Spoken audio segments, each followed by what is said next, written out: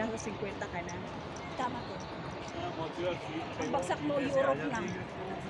May age limit ka pa sa Europe. 50. 50-55 ang Europe. Pero mahirap pumunta ng Europe kung manggagaling ka ng Pilipinas. Dito ka. Dito ka. Oo. Mag-Europe na lang tayo pag nasa 50 na tayo. Pero ayoko mag-Europe. Why? Na-realize na magaan na yung buhay ko dito sa amo ko eh. Okay. Makontento na lang ako sa Tama. amo ko. Tama. Kasi dito, makaka-relax ka. Hindi sabihin na ang trabaho mo ay 12 hours. Yung 4 na oras. Saan tayo bababa dito?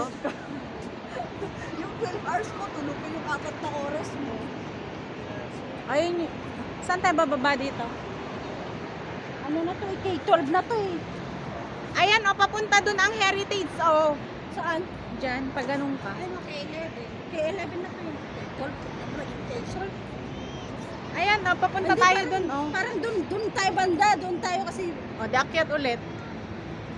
dun na may exit. Dun sa exit tayo dun banda. Dun tayo lulusot. Eh, sumurot maklat sa kanya.